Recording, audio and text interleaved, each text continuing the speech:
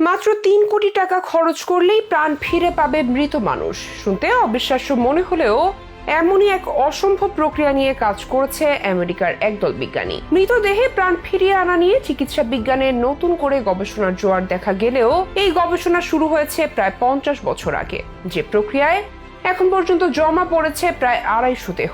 বিজ্ঞানীদের দাবি, অদূর ভবিষ্যতে মৃতদেহে প্রাণ ফিরিয়ে আনার কোনো প্রযুক্তি আবিষ্কৃত হলে সংরক্ষিত এসব মৃতদের আবারও জীবিত করা হবে। তবে যে বিশেষ প্রক্রিয়ায় বছরের পর বছর মৃতদের সংরক্ষিত রাখা হচ্ছে, এর জন্য তাদের গুনতে হয়েছে মোটা অঙ্কের টাকা।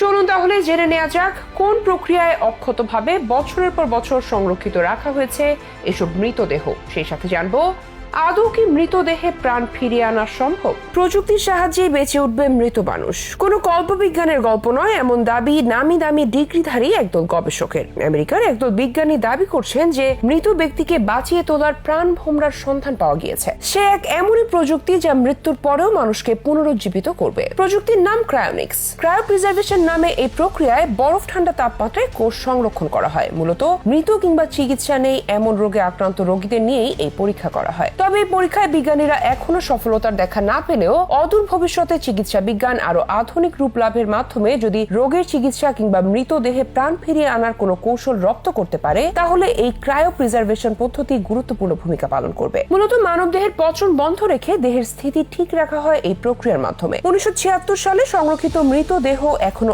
অবিকৃত অবস্থায় আছে এই প্রক্রিয়ার ফলে। এমনকি প্রাণ ফেরানোর মতো প্রযুক্তি আবিষ্কার হওয়া পর্যন্ত এসব দেহ এভাবেই থাকবে। তবে এই প্রাণ ফিরে পাওয়ার পুরো প্রক্রিয়াকে এক প্রকার জুয়া খেলার সাথে তুলনা করছেন মূলধারার চিকিৎসা বিজ্ঞানীরা। শুধুমাত্র ভবিষ্যৎ নিয়ে যারা অতিমাত্রায় স্বপ্নবিলাসী, তারাই এই প্রক্রিয়ার পেছনে সময়, শ্রম আর অর্থ বিনিয়োগ করবেন বলে মনে করছেন তারা। মূলধারার চিকিৎসকরা এই প্রক্রিয়ার উপর পুরোপুরি আস্থা না রাখলেও এলকর ফাউন্ডেশনের এই প্রক্রিয়ার উপর আস্থা রাখছেন মার্কিন তারকা প্যারিস হিলটন। মৃত্যুর পর ক্রায়ো প্রিজার্ভেশন পদ্ধতিতে নিজেকে সংরক্ষণের জন্য চুক্তি করেছেন এই প্রতিষ্ঠানের সাথে। সম্প্রতি এক গবেষণায় মৃত শূকরের দেহে প্রাণ ফিরিয়ে এনে গোটা বিশ্বে তোলপাড় সৃষ্টি করেছেন যুক্তরাষ্ট্রের একদল গবেষক। ইয়েল ইউনিভার্সিটির বিজ্ঞানীরা নতুন প্রযুক্তি ব্যবহার করে শূকরের মৃত্যুর 1 ঘন্টা পর সেই মৃত শূকরের দেহে রক্ত সঞ্চালন করতে সক্ষম হয়েছেন এবং অনেক কোষেরই কার্যকারিতা পুনরুদ্ধার করেছেন। মৃত শূকরের উপর অর্গানিক্স নামের নতুন এক প্রযুক্তি ব্যবহার করে তার চিকিৎসা করা, আর এই চিকিৎসায় অভাবনীয় সাফল্যের দেখা পায় গবেষক দলটি। চিকিৎসায় মৃত শূকরের শরীরে পুনরায় রক্ত চলাচল করতে দেখা গেছে, এমনকি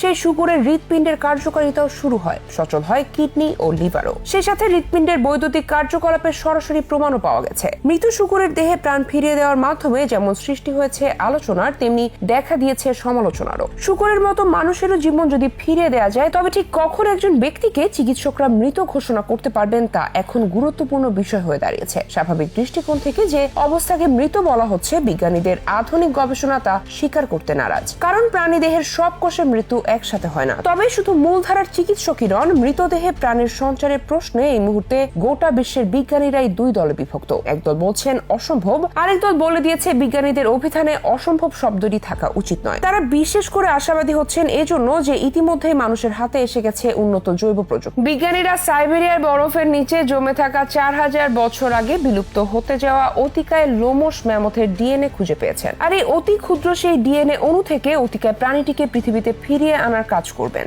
এই গবেষণা সফল হলে প্রাগৈতিহাসিক যুগ থেকে এ পর্যন্ত হারিয়ে যাওয়া অসংখ্য প্রাণীকে আবারও পৃথিবীতে ফিরিয়ে আনা যাবে বলে আশাবাদ ব্যক্ত করছেন তারা।